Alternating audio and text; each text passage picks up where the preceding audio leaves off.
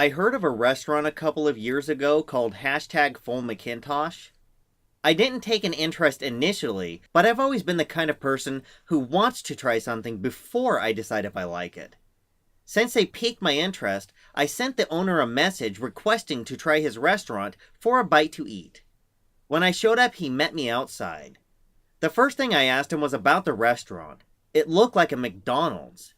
He told me his parents purchased it from the previous owner. There was a story here that was given to him. He wanted to add something to it, take something away from it, to create a new narrative based on what he's missing. I asked him if he was gonna copy McDonald's. Why didn't he just call it McDonald's? He got frustrated and told me he originally planned to do that. He was remixing another corporation's logo. He was challenging traditional power structures. He showed me a picture of the original name. I said it just looked like he took the McDonald's name and put a duck next to it. He said it was clearly a transformative work, but he had to take it down. They didn't like him using their copyrighted material. McIntosh continued by saying it was a copyrighted system that made it difficult to use the original name.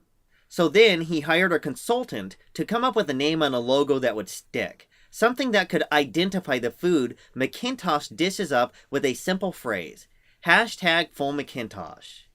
He'd like to call it the golden hashtags. It had a nice ring to it, the golden hashtags. When we entered, I noticed the maitre d'. She seemed like a nice young lady. He said he had sat in front of a television with her several years ago for many hours teaching her all about #FullMcIntosh, teaching her how to prepare the food and serve it, and eventually how to be the face of the restaurant. He said he wanted to run the business behind the scenes, but that she could stand in front and look like she was in charge. I went to ask her a question, but McIntosh pulled me off to the side and told me not to ask her directly. I asked him why not. He told me I couldn't talk to her directly, but if I wanted to shout something from a distance, she may answer back once in a while. I asked him about the book she has. He told me she writes things down in it. She doesn't write everything down, only when someone says real vile things about the food he serves here. He figured out if you create sympathy for his food by only promoting it with vile criticisms, it made his food more appealing to a broader audience. He said it was a great business model, and over the last couple of years, business started booming. I asked him if anyone has any legitimate criticism of the food. He got a frustrated look and said there is nothing wrong with the food. It is an acquired taste for some, but once I get the taste for it, I'll be hooked and keep coming back for more. When we sat down at the table, I noticed something odd. There were only colored plates. I asked him why no white plates.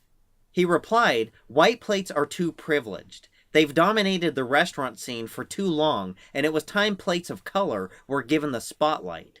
I noticed all the waitresses were female. I asked him how come there weren't any men. He said there were men that work at #FullMcIntosh. 25 cooks that work in the back. I asked him if I could meet one of these cooks.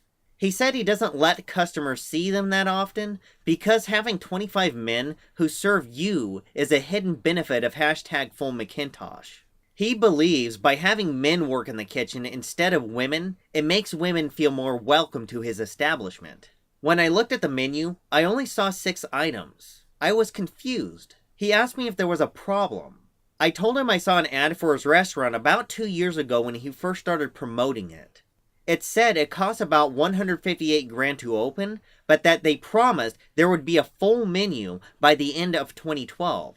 But here we are 2 years later, and there were only 6 of the promised items. He started to get real frustrated with me and said, look, just order something and try it out. After the first plate, I got an ill feeling to my stomach. He asked me if there was a problem.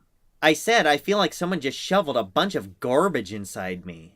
He said some people have that reaction initially, but if I have a few more plates, it'll go away. I responded with no, I'm serious. There is something seriously wrong with your food. He warned me that if I say something again that he doesn't like, he's going to ban me from the restaurant. When I started questioning him about the ingredients he uses, he banned me. When I got home, I found a newsletter in my mail. It informed me I was now a member even though I didn't sign up. It said bizarre things like I was privileged just because I was a man. It told me I hold women back, which confuses me, because all I do is sit around at home.